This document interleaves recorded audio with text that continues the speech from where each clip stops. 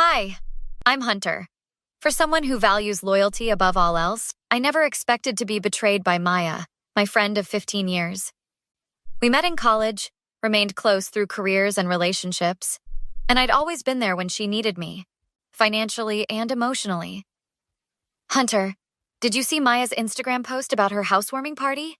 Jamie asked, her voice unusually hesitant during our weekly coffee meetup. I stirred my latte, confused. What housewarming? She hasn't mentioned anything to me. That's weird? Jamie shifted uncomfortably. It's this Saturday. Everyone's talking about it. She's been planning it for weeks.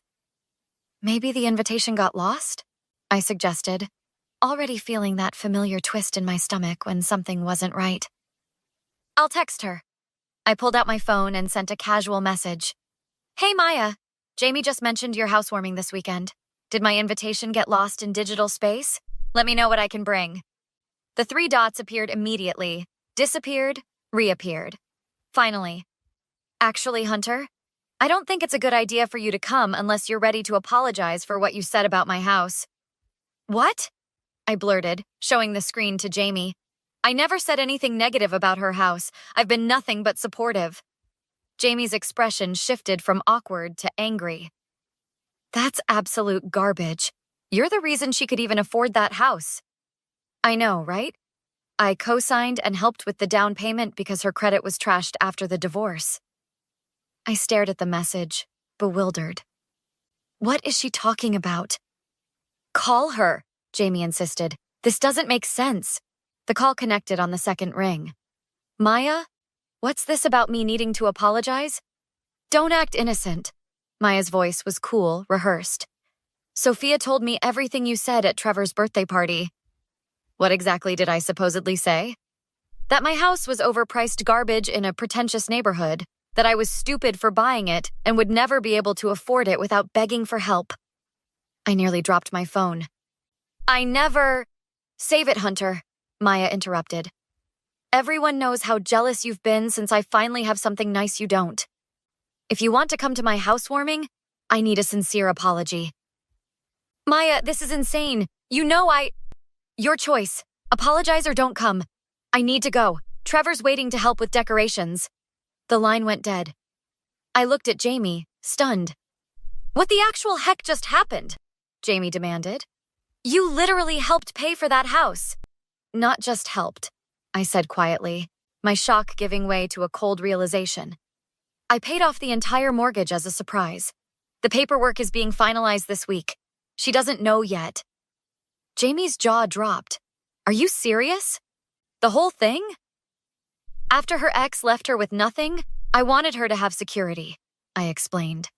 I came into my inheritance last month and decided this would be the perfect use for some of it. The only people who know are me, my lawyer, and now you. And she's banned you from the housewarming for a house that you own, unless you apologize for something you never said? Jamie's voice rose incredulously. Apparently, I replied, a plan already forming. Sophia must have misheard something or Maya's making this up entirely. What are you going to do? Jamie asked, recognizing the look in my eyes. Find out exactly what's going on, I said, and then decide exactly how to handle this betrayal. Trevor, I need 5 minutes, I said firmly, standing at his office door the next morning. As Maya's boyfriend and business partner, he was my next source of information. He glanced nervously at his computer screen. Hunter, I don't think 5 minutes, I repeated, closing the door behind me. Look, I'm staying out of whatever's happening between you two, he said, leaning back in his chair. Did you hear me say anything negative about Maya's house at your birthday party? I asked directly. Trevor fidgeted with his pen. I wasn't around for every conversation. That's not an answer, Trevor. Did you hear me say anything? No, he admitted. But Sophia said, I'm talking to you not about Sophia. Have I ever, in your presence, criticized Maya's house? No, he sighed. Actually, you've only ever been supportive. Too supportive, if you ask me. What does that mean? Trevor's voice lowered. Hunter, Maya's been acting different since buying that house, spending money she doesn't have. talking down to people, including you, behind your back. What has she said about me? My voice was dangerously calm. That you're pathetic for being so generous. That she's... He hesitated. Using your generosity because you're desperate to keep her friendship. The words stung, but I kept my expression neutral. And the housewarming? Her idea to exclude you. Sophia never said she heard anything. Maya just told everyone you were jealous and said horrible things. I nodded slowly. Thanks for being honest. Hunter, Trevor called as I reached the door. There's more. The mortgage paperwork. She knows about it. Your lawyer called yesterday with questions. She answered your phone while you were in that meeting. My blood ran cold. She knows I paid off her house? Yes, but she told me not to mention it. Said she deserves it after everything she's been through. I left Trevor's office and immediately called Sophia, arranging to meet her for lunch. An hour later, we sat at a corner table in a quiet cafe. I never said you said anything about her house, Sophia insisted, looking distressed. She told me you did and asked me to back her up. I refused, Hunter, I swear. Then why is she telling everyone I did? Sophia hesitated. The timing. It's because of the housewarming guest list? What about it? It's all her new friends, rich neighbors, Trevor's business connections. She's been... Sophia searched for words. Rebranding herself. And you're a reminder of before. Of when she needed help. I finished flatly. Yes. Then when she found out about the mortgage, it was like she wanted to punish you before you could use it against her. Use it against her? It was a gift. I know. Sophia squeezed my hand. What are you going to do? Attend that housewarming, I said decisively. Jamie joined us, sliding into the booth. I talked to 3 more people. Everyone's been fed the same lie that you trashed her house out of jealousy. The paperwork finalizes tomorrow, I said. She knows about my gift and is still going through with this. So what's the plan? Jamie asked. I'm going to that party, I repeated. Not to apologize, but to reveal the truth. I'm coming with you, Jamie declared. Me too, Sophia added. This has gone too far. Tomorrow we gather evidence, I said. Then Saturday, we attend a housewarming. Saturday evening arrived, and I stood at Maya's front door with Jamie and Sophia flanking me like bodyguards. The house, a beautiful craftsman I'd helped her find, was lit up, music and conversation flowing from inside. I rang the doorbell. Maya opened it, champagne glass in hand, her smile freezing when she saw me. Hunter, I didn't receive your apology.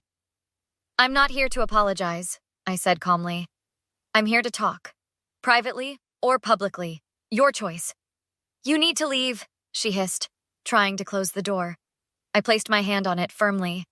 Maya, we can do this quietly, or I can announce to all your new friends exactly who paid for this house. Entirely? Her eyes widened. You wouldn't. Try me. Trevor appeared behind her. Let them in, Maya. It's time to end this. She reluctantly stepped aside, leading us to a small study off the main room. The party continued, oblivious to the confrontation brewing. 5 minutes, Maya said, crossing her arms. Say whatever you came to say. You've been telling people I criticized your house out of jealousy, I began. We both know that's a lie. It's your word against mine, Maya shrugged. And these are my friends now. Actually, Sophia stepped forward. I've been telling people the truth, that you asked me to lie for you and I refused. Maya's confidence wavered. It doesn't matter. This is my house, my party. Interesting choice of words. I pulled out a folder from my bag. Because legally, as of yesterday, this is my house that you're living in. Mortgage-free.